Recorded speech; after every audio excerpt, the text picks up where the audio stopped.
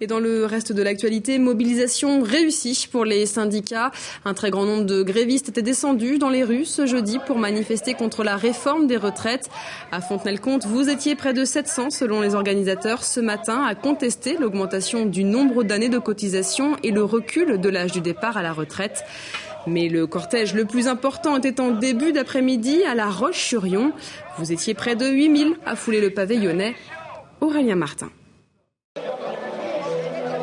La retraite à 60 ans, la prise en compte de la pénibilité ou encore une taxation plus importante des revenus du capital. Cet après-midi, à l'appel des syndicats, les salariés étaient dans la rue pour dire non au projet de réforme du gouvernement, une réforme qu'ils savent inéluctable mais qu'ils veulent plus juste. 62 ans, c'est trop.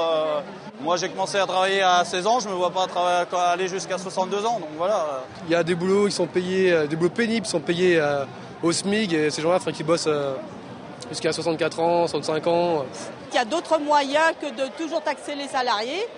Les stock auctions ou les revenus financiers, ça serait bien qu'ils contribuent à ce qu'il y ait plus d'argent dans les caisses de retraite.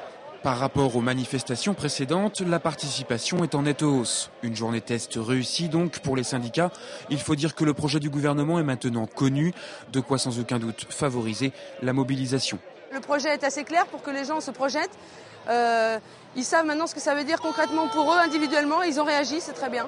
Reste maintenant à amplifier le mouvement pour peser efficacement face à une réforme qui sera discutée à l'automne prochain devant le Parlement. Entre-temps, l'été et un risque réel de démobilisation, sans doute maintenant le principal obstacle pour les organisations syndicales.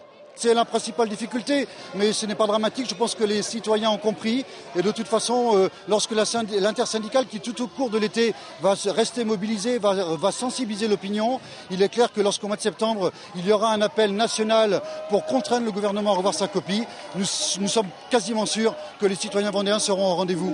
Les syndicats comptent donc bien maintenir la pression durant tout l'été. Le prochain rendez-vous est prévu le 13 juillet, jour où le texte sera présenté en Conseil des ministres.